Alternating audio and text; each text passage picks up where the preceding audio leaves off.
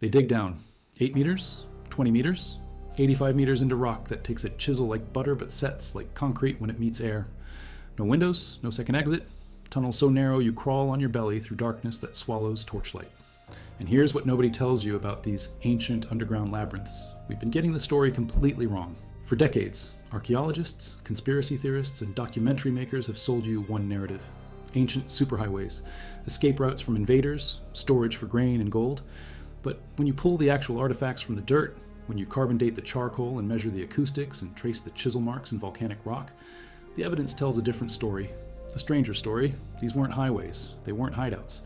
The ancient builders of the world's greatest tunnel systems had purposes we're only beginning to decode. And what they reveal about human civilization will rewrite everything you thought you knew.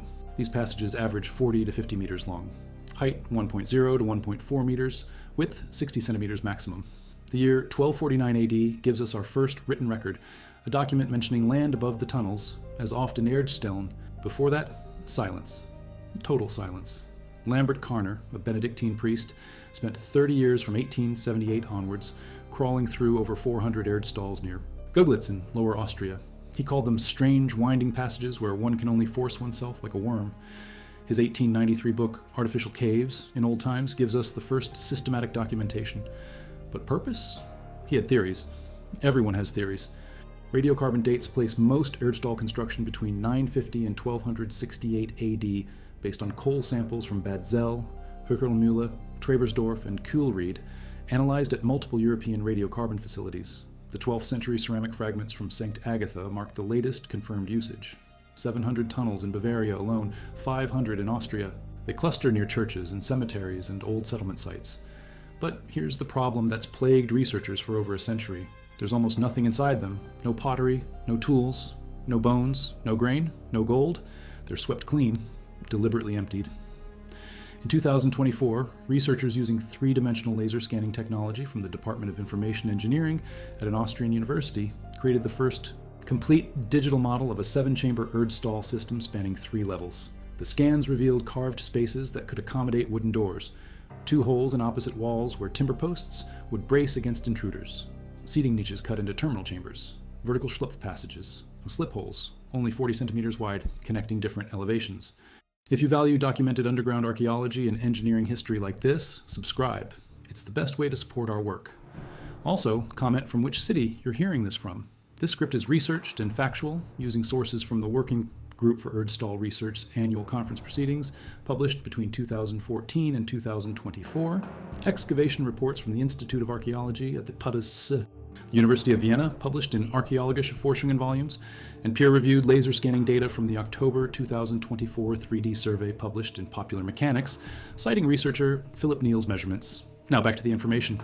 3 to 5 people working continuously needed several months to complete it. That's extraordinary labor investment for structures with no artifacts and single entry points. The theory of hiding places collapses under scrutiny. Josef Weichenberger, leading Erdstall researcher, championed the Marauder shelter hypothesis in a 2011 Der Spiegel article that sparked international attention. But one fact kills it. Erdstalls have one entrance, one exit, the same opening. You enter a hole in the ground, crawl through cramped passages, and come back the same way. If enemies find that entrance while you're inside, you're trapped. Underground coffin. The storage theory fails basic physics. Many Erdstalls sit below the water table, they flood. In 2003, farmer Bita Greithanner in Bavaria discovered one when her cow fell hip-deep into hidden earth. Her husband Rudy crawled in searching for treasure. He found darkness and thin air, oxygen depletion. Dieter Alborn from the working group entered that same tunnel. His colleague Andreas turned back from lack of breathable air. These spaces weren't designed for long-term occupation. The latest research points to something nobody expected. Ritual, spiritual practice. The evidence builds from multiple directions. First, location. Erdstalls cluster near churches, but archaeologists now believe the churches were built near the Erdstalls, not the other way around. The tunnels predate most medieval church construction by decades or centuries. Local folklore preserved in place, names gives us clues our ancestors knew, and we forgot. Schrazeloch, Goblin Hole. Zwergloch, Dwarf Hole. Allraunenhöhle, Mandrake Cave. These aren't random labels. They're cultural memory of spaces connected to the other world. Spirits, the dead, underground realms where normal rules don't apply. Second, the construction itself. The terminal chambers, the deepest points where tunnels end, show careful finishing. Smooth walls, carved seats. These aren't utility spaces, they're destinations, places where you go to do something specific.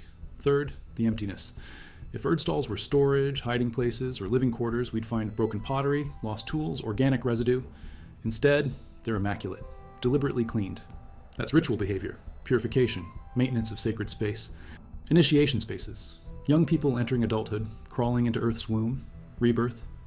The extreme constriction of the Schlupf passages, sometimes requiring people to exhale completely to squeeze through, creates physical and psychological transformation. You're forced into vulnerability, darkness, isolation. When you emerge back into daylight, you're changed. The 1268 closure of many Erdstalls coincides with church campaigns against folk practices the Catholic hierarchy deemed pagan. Tunnels were filled in, destroyed, erased from official record. But the memory lived in those place names, dwarf holes, goblin passages, the little people who guard the boundary between worlds. A man in the town of Derinkuyu renovates his basement, swings a sledgehammer into a wall, and discovers a passage leading down, and down, and down, 85 meters into volcanic tuff, 18 stories.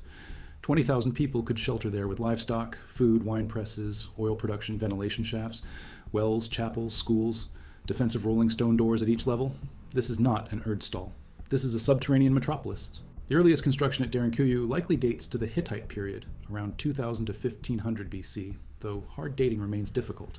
Phrygian expansion occurred in the 8th to 7th centuries BC. Byzantine Christians from the 2nd century AD through the 14th century heavily modified and used the city. Arab-Byzantine wars from 780 to 1180 AD saw major occupation. Mongolian incursions under Timur in the 1400s drove people underground again. Even in 1909, during massacres at Adana, Cappadocian Greeks took refuge in underground chambers for multiple nights. Cambridge linguist Richard McGillivray Dawkins documented this in his 1911 field research. The population exchange between Greece and Turkey in 1923 finally emptied these cities. Turkish for deep well is Derinkuyu. The local population never stopped using the water shafts that plunged through the abandoned city below. 1967 brought public access. UNESCO World Heritage status followed. In 2015, construction workers in Nevşehir during a housing project uncovered another massive complex. Initial surveys by Nevşehir University indicated 113 meters depth, 5 million square feet, bigger than Derinkuyu. The discovery was announced by the Chinese Academy of Social Sciences and reported in National Geographic. These weren't emergency panic rooms. They were planned, engineered urban infrastructure. The Cappadocian tuff, volcanic ash compressed into soft stone, makes this possible. You can carve it with copper tools. When exposed to air, the iron content binds and hardens to near concrete strength. It breathes, allowing some oxygen transfer even deep underground. The unique soil chemistry made these cities technically feasible. But why build them? Mongolian armies, Persian attacks, sheltering Christian populations from persecution. That's partially true, but it's not the whole truth. The underground cities weren't built during invasions. They were built long before, centuries before. They represent sustained multi-generational engineering projects requiring massive coordinated labor. You don't wake up one morning with enemy troops at the gate and decide to dig 85 meters straight, down through rock. The earliest phases predate most recorded conflicts by hundreds of years, so defense was a function, one use among many, but not the original purpose. Wine and oil presses, storage rooms, stables for livestock, schools, chapels with carved religious imagery. This is complete urban planning, parallel society, alternative city. The large vaulted room on the second floor at Derinkuyu appears to have been a religious school with separate study chambers. The sacred pool beside the Apollo temple at the Etruscan city of Veii, which we'll discuss shortly, shares similar characteristics: ritual bathing, purification, teaching. These underground spaces weren't just survival shelters, they were centers of cultural transmission. To teach theology without Roman authorities discovering them, the underground cities provided exactly this: hidden churches, protected water for baptisms, acoustically designed chambers for teaching and prayer. When you stand in some of these rooms, the natural rock formations create remarkable sound properties. Voices carry, echoes amplify, communal singing resonates. This isn't accidental. The Phrygians who first excavated these spaces, 8th to 7th centuries BC, practiced mystery religions, secret rituals, initiation ceremonies. Mother goddess? Worship. Underground temples fit this perfectly. Darkness, descent into earth, symbolic death and rebirth. Later, Christians adapted existing infrastructure for their purposes, but the original intent had religious components from the start. Defense became important when conflicts arose, but the foundation was spiritual, not military. We see this pattern repeat. Underground spaces serving dual purposes, practical shelter when needed, sacred architecture when not. The two aren't contradictory, they're complementary. The site covers 1.38 million square meters on the north bank of the Hun River in Qinghai County. Archaeologists discovered it in 2005. Major excavations began in 2019. In December 2023, the Chinese Academy of Social Sciences announced a breakthrough: 6 underground tunnel passages radiating from the city center in a radial pattern. Depths ranging from 1.5 to 6 meters. Arched construction, clear tool marks, hand dug over decades or centuries. Horse faces, defensive protrusions allowing enfilade fire, terraces, moats, trenches, platform foundations, high-level buildings, tomb areas. This is the largest, most heavily fortified early Longshan period stone city discovered in Inner Mongolia. The tunnels had a dimension nobody expected: 3-dimensional warfare. The passages connect the inner Barbican to areas outside the city walls. One tunnel links to the moat. Another runs from the gatehouse to external positions. Archaeologists measuring the tunnels found heights between 0.91 and 1.82 meters, widths around 1.21 meters. This allows soldiers to move while crouched but not standing upright, reinforcing vulnerable sections during conflict. Surprise attacks from unexpected positions. Offensive and defensive maneuvers impossible with conventional fortifications. If enemies breach the outer wall, defenders use tunnels to flank them. If the main gate faces assault, troops emerge from tunnel exits outside walls and attack from behind. The engineering is sophisticated. 4,000 plus years ago, Neolithic transitioning to Bronze Age. The Huchengzui site sits at the northernmost edge of Longshan culture territory. Frontier settlement, border fortress. The tunnels make sense in this context, but again, they weren't panic construction.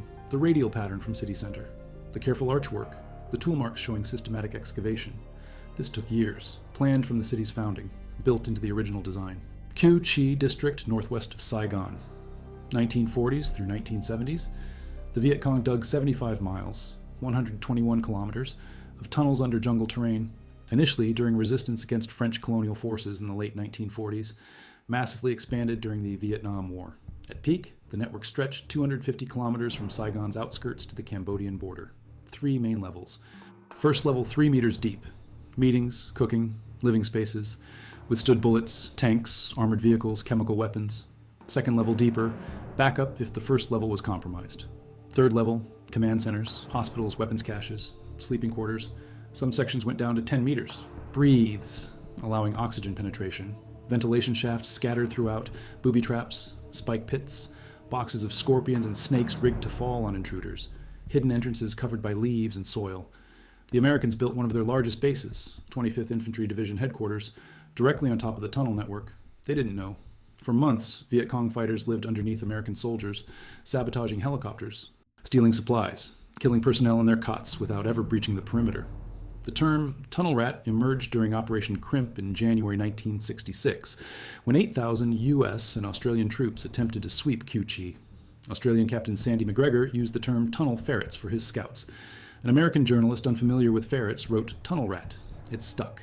McGregor received the Military Cross for his discoveries. Documentary The Q-Chi Tunnels, featuring Viet Cong survivor testimonies and declassified military reports from Operations Crimp and Cedar Falls archived at the U.S. Army Heritage and Education Center. Now, back to the information. Emerged only at night for supplies, farming, combat. Heavy bombing or troop movements forced them to stay below for days or weeks. Temperatures fluctuated, humidity suffocating, no natural light, medical care primitive, intestinal parasites common. At least 45,000 Vietnamese fighters and civilians died defending the Q-Chi area during the war. The tunnels allowed them to survive long enough to wage guerrilla warfare that prolonged the conflict.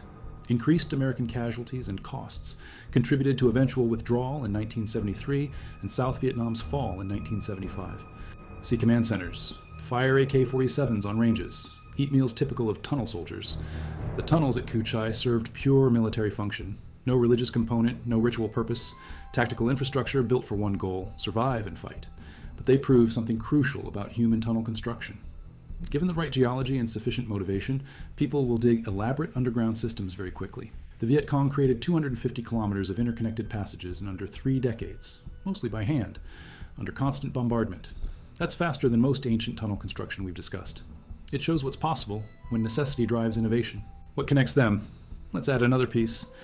Veii, ancient Etruscan city, 12 kilometers north of Rome, rival to early Rome for centuries. Finally conquered by Roman general Marcus Furius Camillus in 396 BC, the city sits on volcanic tuff, same rock type as Cappadocia, perfect for tunnel construction. In November 2025, archaeologists completed the first full technological mapping of Vey's underground network using the autonomous rover Magellano, NASA-inspired rocker bogie suspension system. Navigates tight, irregular passages, transmits real-time data and imagery via radio link. The results are stunning.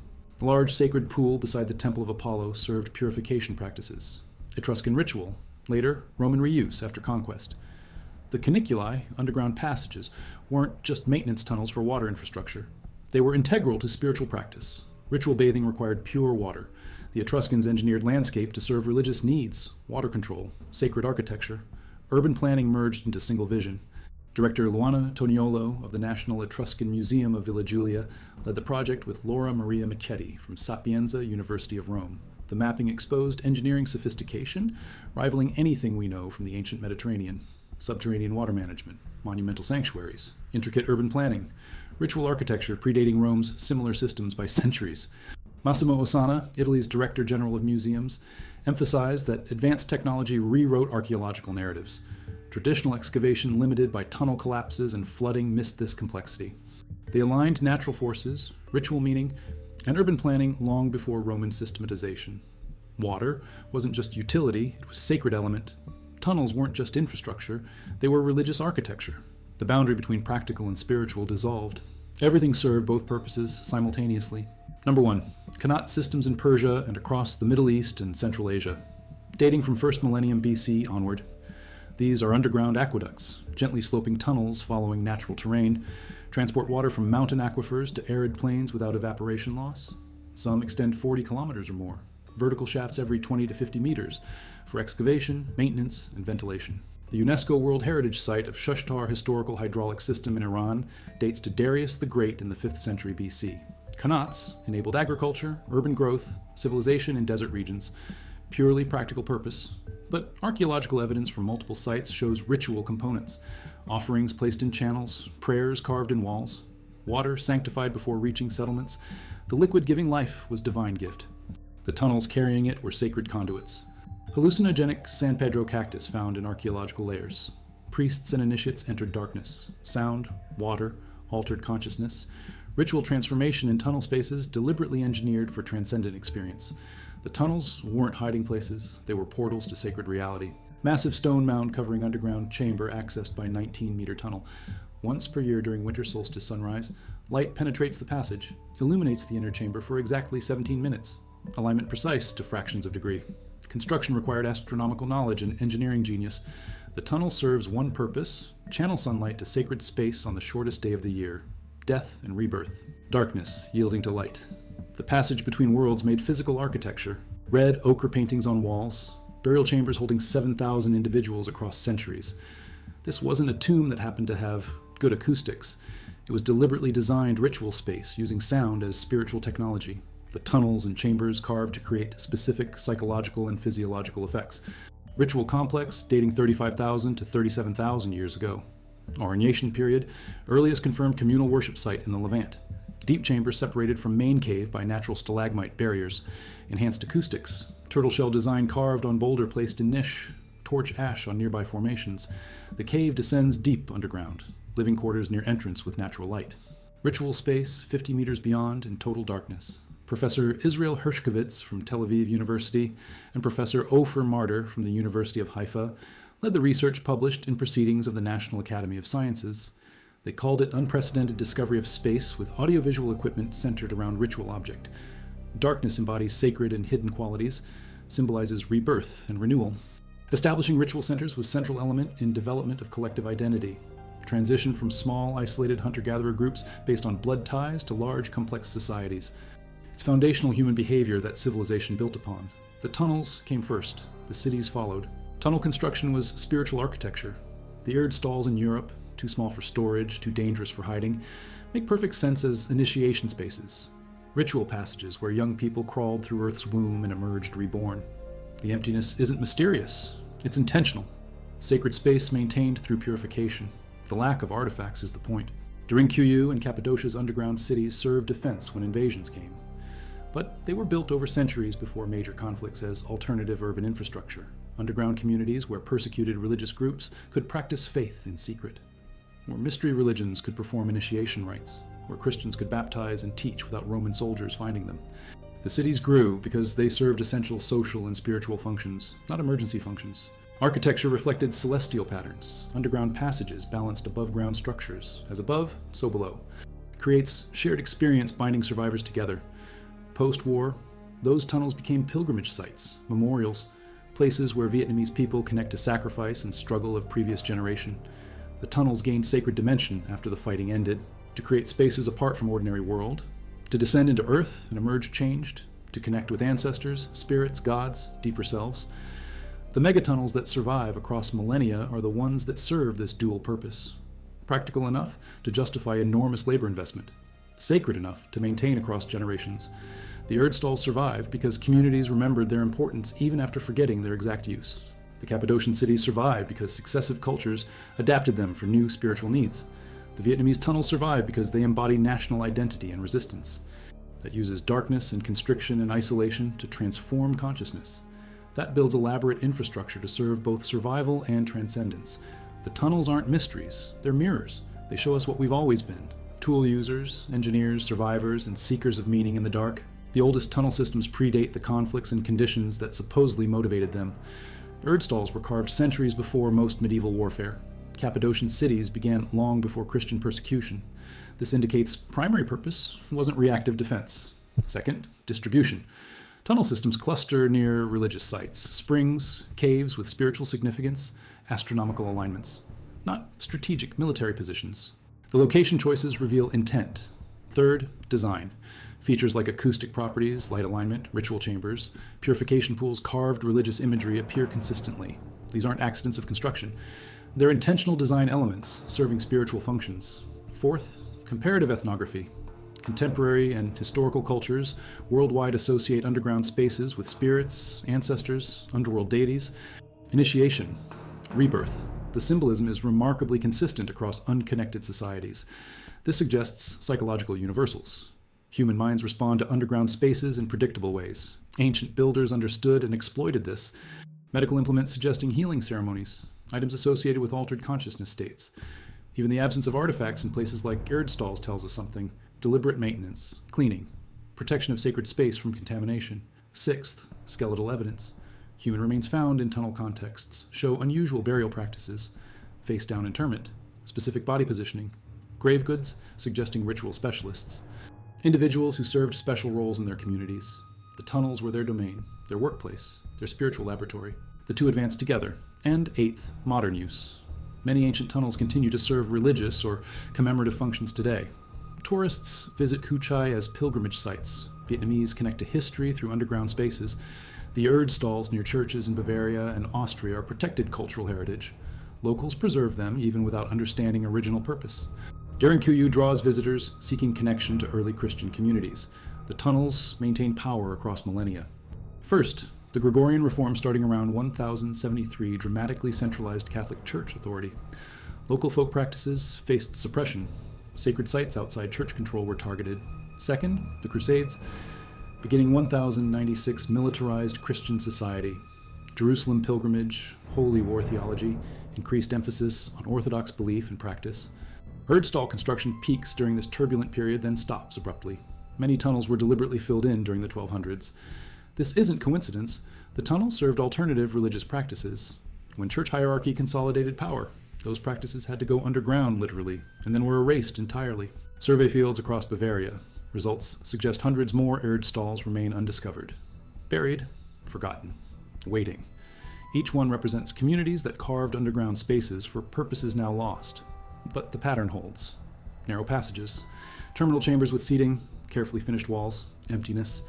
These are ritual spaces, sacred architecture, evidence of spiritual lives more complex than historical records preserved. In Turkey, ongoing excavations continue revealing Cappadocian underground cities.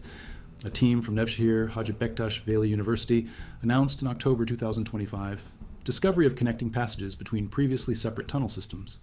The networks were more extensive than anyone knew. Cities didn't just have underground quarters, they had underground transportation networks, rival settlements connected via hidden passages. This changes our understanding of ancient Anatolian urban planning. Surface cities were visible nodes. Underground infrastructure was true connective tissue, and that infrastructure served religious communities, early Christians. hermit monks, mystery cult initiates.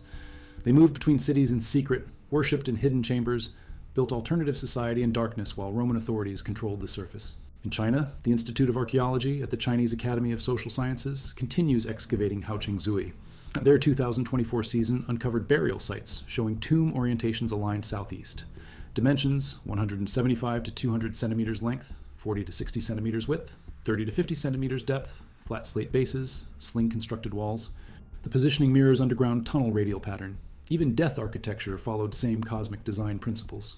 The entire settlement, surface buildings, underground passages, burial grounds, comprised single unified vision, military fortress, urban center, religious complex, all integrated, no separation between defensive, practical, and sacred functions. Chen Xingkan, director of Cass Institute of Archaeology, stated in 2022 that Haoqingzui, Bikun, and Shimao stone cities composed a cultural system crucial for studying how complicated society formed initially. Many questions remain unanswered. If these sites were military fortifications, who did they defend against? The work has just started. Long way to go to more clearly figure out their connections. This is honest scholarship. Admitting uncertainty, resisting premature conclusions. The tunnels reveal sophisticated engineering, but motivation remains partially opaque. We can document what, when, how, but why resists easy answers. We're using laser scanning, radiocarbon dating, acoustic analysis, comparative archaeology, ethnographic parallels.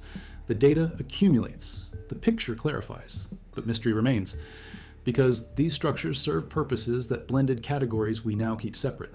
They were simultaneously practical and spiritual, functional and symbolic, engineering projects and religious architecture. Our modern minds want to pick one explanation. The evidence demands we accept both. We can see the results of those beliefs in tunnel form and emptiness and placement. We can measure and map and date. But we can't fully recover the lived experience that motivated construction, the ritual practices that gave those spaces meaning. We know volcanic tuff made it possible and strategic location made it necessary, but standing in those chambers 85 meters underground, breathing recycled air, surrounded by rock walls hand-carved over generations, that experience carried meaning beyond survival. It meant something to worship there, to raise children there, to face death there when invaders came. The tunnels aren't just defense infrastructure. They're monuments to resilience, faith, community bonds strong enough to sustain life in perpetual twilight. They thought bigger than immediate tactical advantage. The tunnels had to serve practical needs, but they also had to fit into larger cosmological framework. Microcosm reflecting macrocosm. City as living mandala. Every element, gates, walls, terraces, moats, underground passages, burial grounds, positioned according to principles we're only beginning to decode. Not ancient alien humility where we assume our ancestors were too primitive to build impressive structures. Real humility where we recognize their thinking was different from ours, but not inferior. More integrated, more willing to blend practical and sacred, more comfortable with mystery. They dug tunnels that served multiple purposes simultaneously and saw no contradiction. We dig tunnels that serve single purposes efficiently and call ourselves advanced. Maybe we've lost something important. Seeds, ceramics, parts of 2 buckets, built between 10th and 12th centuries. Theory suggests the site served as storage facility for multiple agricultural operations. But why is tunnel network so large for one home? Archaeologists can't explain it yet. The mystery continues. Graves. Rumors suggest it served as secret meeting place for Freemason ceremonies, catacomb-like niches, 19th century walls marking entrance, earlier brick structures from 17th century, folklore and persistent legends. Despite absence of contemporary sources definitively linking tunnel to Masonic rituals, the archaeological evidence shows deliberate construction for purposes beyond utility, secret spaces, hidden gatherings, ritual architecture outside official church control. Everything served multiple purposes. The tunnels embody this integrated worldview. They're human behavior expressing itself across time and culture. We are the species that transforms space underground. That sees possibility in darkness, that invests enormous labor creating passages beneath surface world. Transportation and transformation. They serve practical needs and spiritual needs without separating the two. Our mistake was assuming ancient people thought like modern engineers. They didn't. They thought like humans, who saw sacred in every aspect of life, who built infrastructure that honored both survival and transcendence. Spiritual transformation when possible. Community bonds always. They're not mysteries to solve. They're invitations to rethink assumptions about past, about religion, about architecture, about ourselves. Every erd stall we scan, every underground city we map, every ritual chamber we excavate adds detail to picture. But picture remains gloriously incomplete, because human motivation is complex. Ancient societies were sophisticated, and sacred spaces resist reduction to single explanations. But chemical analysis of residue in terminal chamber showed something unexpected. Traces of medicinal plants, herbs used in healing rituals. The chamber wasn't empty because nothing happened there. It was empty because what happened there was temporary. Shamanic practices, healing ceremonies, initiation rites, activities that left minimal material trace but maximum cultural impact. The tunnel wasn't the artifact. The tunnel was the stage. What mattered was the performance, the transformation, the experience that happened in darkness and ended when participants crawled back into daylight carrying new knowledge, new identity, new understanding. They were underground societies with their own culture, identity, and spiritual practices. The Chinese tunnels at Hocheng-Zui weren't just military engineering. They were sacred architecture that happened to serve military functions. The Vietnamese Cu Chi tunnels weren't just guerrilla infrastructure. They became pilgrimage sites and memorials because the experience of living underground created bonds that transcended warfare. Every megatunnel system we've examined served dual purposes from inception: practical and spiritual, functional and transformative. We got it wrong because we looked for single explanations. The ancient builders knew better. They created spaces that worked on multiple levels simultaneously, and they left us structures that still resist easy categorization, still challenge our assumptions, still invite us to descend into darkness and emerge seeing differently. Just differently. Their tunnels prove it, carved in rock, preserved for millennia, waiting for us to finally understand.